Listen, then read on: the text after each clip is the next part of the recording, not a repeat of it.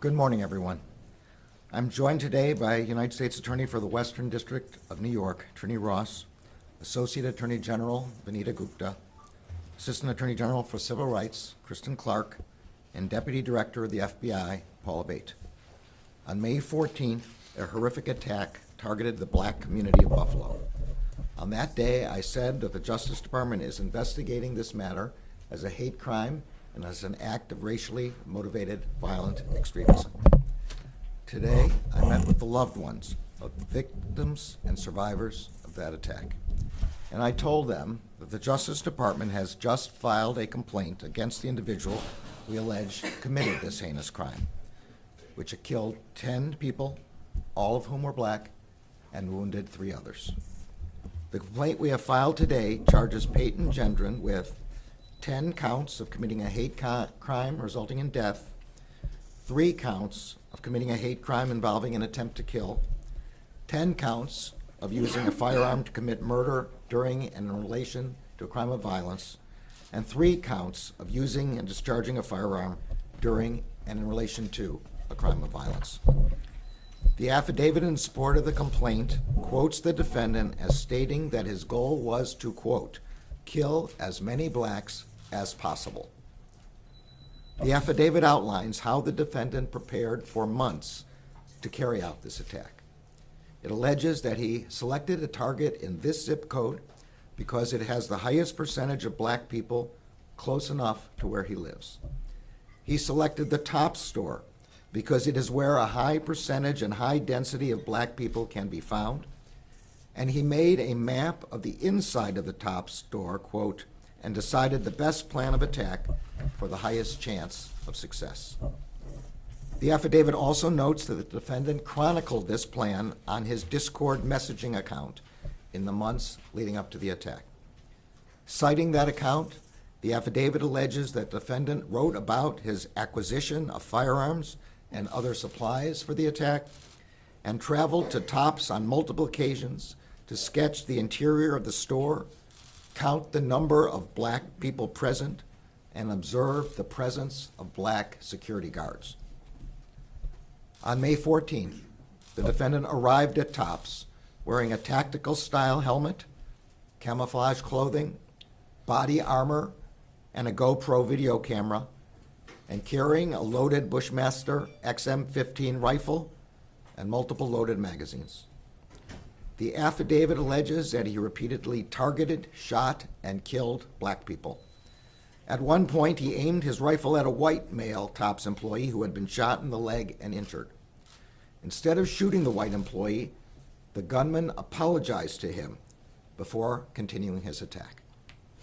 Ballistics evidence recovered at Tops indicated that the gunman fired approximately 60 shots during the attack. In the days and weeks since the attack, we have all witnessed the strength of this community's bonds, its resilience, and its love. I am humbled to have just felt that firsthand in my discussions with the families. Hate-fueled acts of violence terrorize not only the individuals who are all attacked, but entire communities. Hate brings immediate devastation, and it inflicts lasting fear. At the Justice Department, we view confronting hate crimes as both our legal and our moral obligation. The Justice Department was founded more than 150 years ago with the first principal task of protecting black Americans and our democracy from white supremacist violence. Today, we approach that task with the same degree of urgency as we did then. We fully recognize the threat that hatred and violent extremism pose to the safety of the American people and American democracy. We will be relentless in our efforts to combat hate crimes, to support the communities terrorized by them, and to hold accountable those who perpetrate them. No one in this country should have to live in fear that they will go to work or shop at a grocery store and will be attacked by someone who hates them because of the color of their skin. Someone who commits that act because he subscribes to the vile theory that only people like him belong in this country. And no one in this country should have to bury a loved one because of such hate. The Justice Department will never stop working to fulfill our duty to protect the American people from hate-fueled violence. Indeed, it is the duty of every American to stand against such hate. I'm now pleased to turn the podium over to U.S. Attorney Trini Ross. I'll return afterwards for a few questions.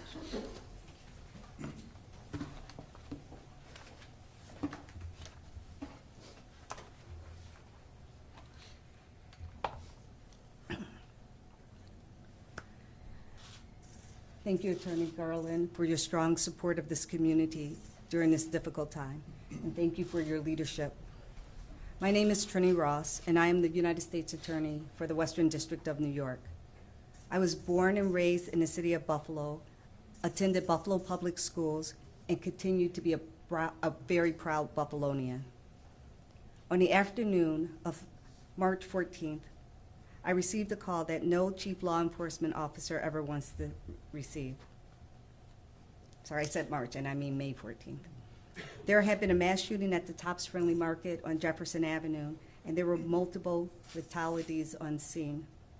Immediately after receiving the call, I assembled a team from the United States Attorney's Office and put them into action. We have not stopped since that day, and we will not stop until this case comes to a conclusion.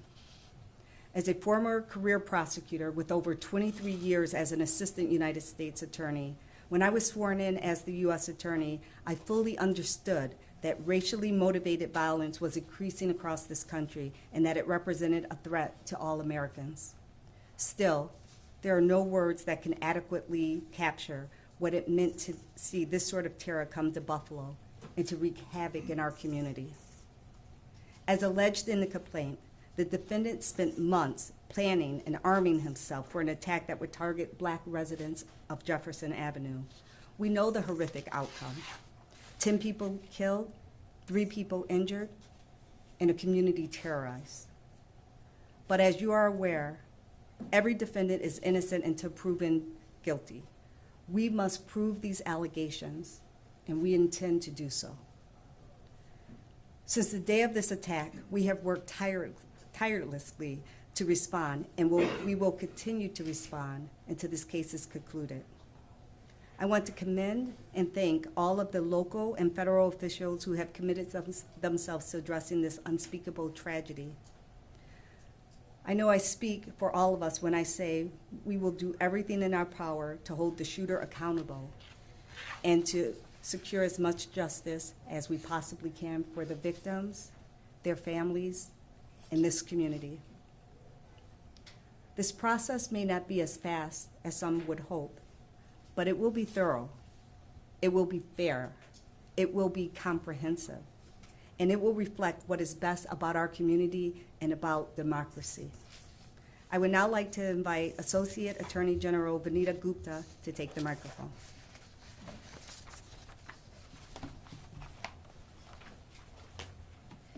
Thank you, U.S. Attorney Ross. It is tragic that we are standing here in the aftermath of such a horrifying act of violence, and we grieve with the families who lost loved ones and for this whole community. Hate crimes are insidious. They instill fear across entire communities, and they undermine the principles upon which our democracy stands. No person and no community should ever have to experience this. As the Attorney General mentioned, around the time that the Justice Department was founded, the Ku Klux Klan was carrying out a reign of terror against Black Americans. More than 150 years later, white supremacists are still terrorizing Black Americans and other communities of color, and the Justice Department will not tolerate it. The Justice Department's top priority is holding accountable those who commit these heinous acts. But we must all continue to combat hate and discrimination in all of its forms and address them before they ever escalate to violence. Every community deserves to feel safe and protected. Through vital grant programs and technical assistance, the department is working diligently to support victims and jurisdictions that have experienced these traumatic incidents of mass violence.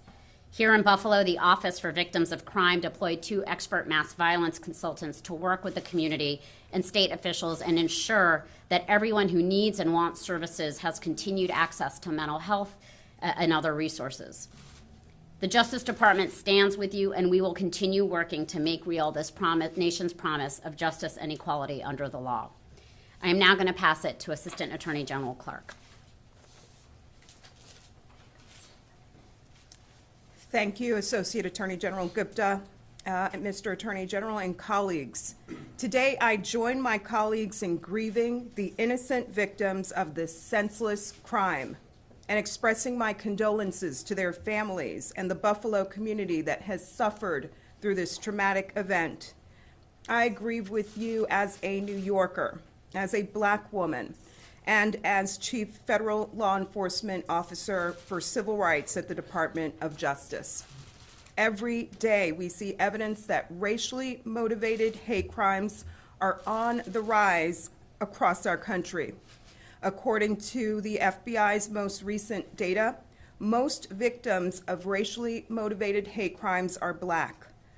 These acts of hate are a stain on our democracy and have no place in our society. Let me be clear, the Civil Rights Division and the entire Justice Department will not stand by idly in the fight against white supremacist-fueled violence. As Attorney General Garland noted, we will pursue the perpetrators of hate crimes and hold them accountable. And we will be vigilant in our quest to secure justice for the victims and their families. Prosecutions alone will not stop the spread of hate. That's why the Justice Department is also hard at work addressing non-criminal acts of bias that rear their ugly head inside our schools, workplaces, and our neighborhoods.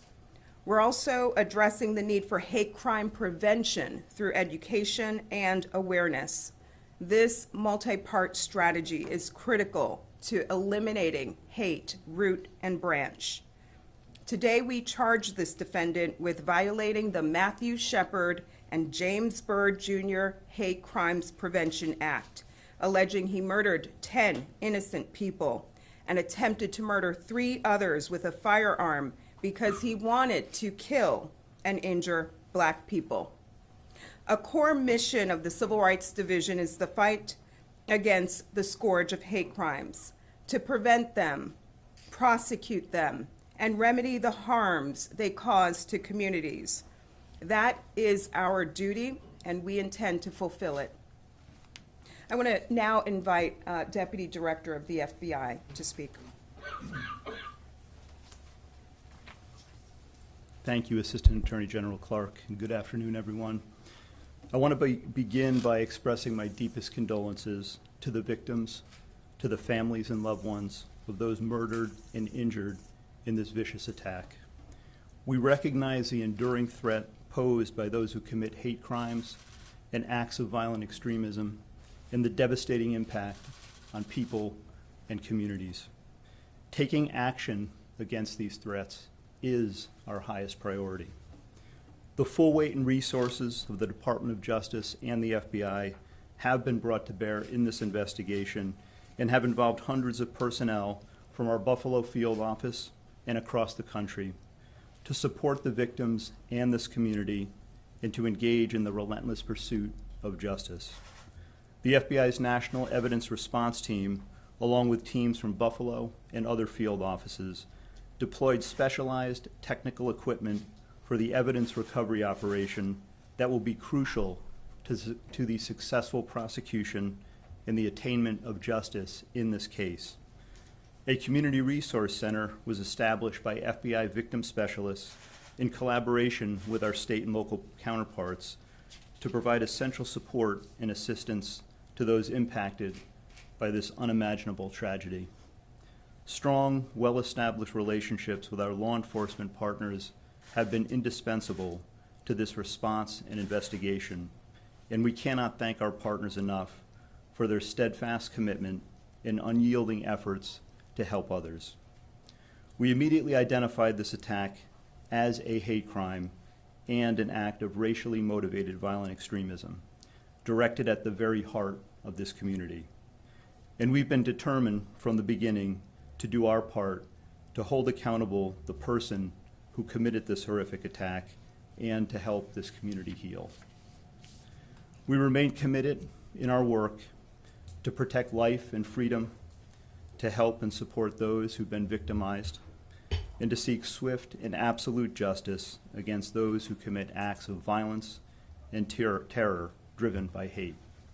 Our thoughts and prayers continue to be with always all who have been so severely impacted by this terrible tragedy.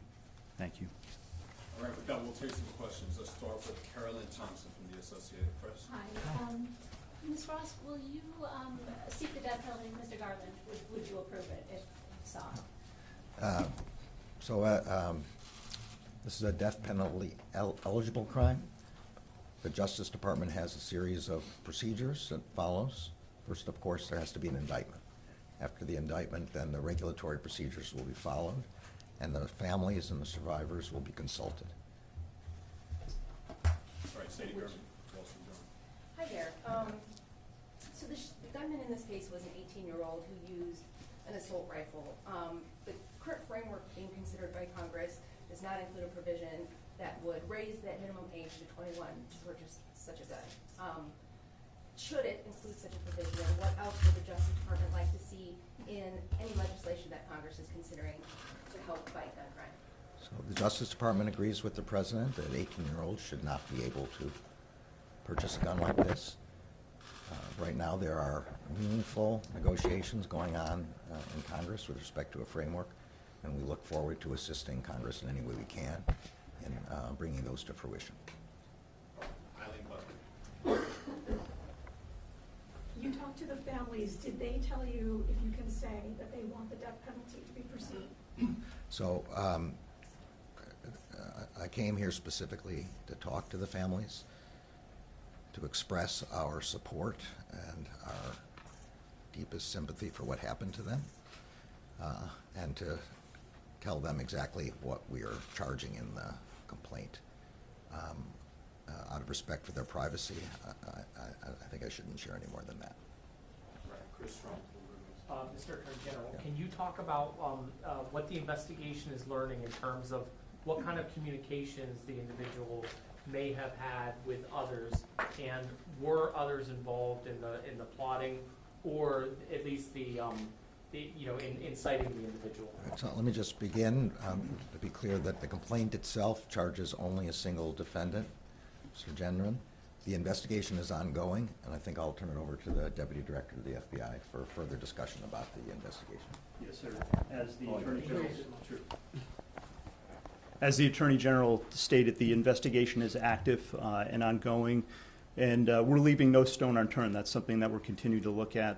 Anyone who is connected with, associated with, in communication with this individual, we're continuing to pursue that, and we'll see where it leads. If it leads us to a place where justice is warranted, we'll go there. Lockheed Becker. Could you explain the process of seeking the death penalty and what happens in terms of the sentencing for that?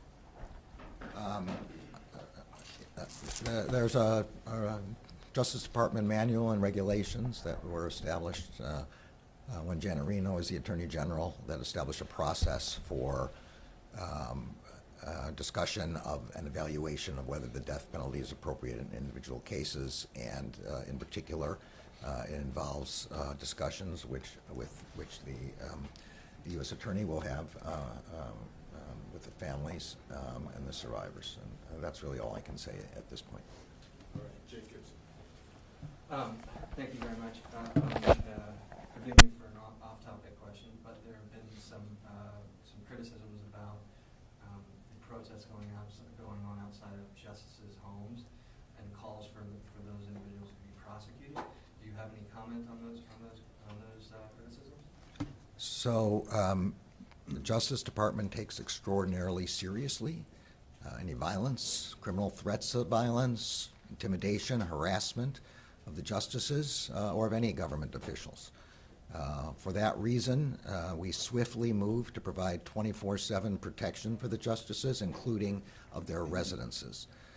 For that reason, I called a meeting with the Marshal of the Supreme Court, with the Director of the Marshal Service, with the Deputy Director of the FBI, and with our prosecutors, right from the very beginning, to be sure that we were assessing all possible threats and providing all resources available.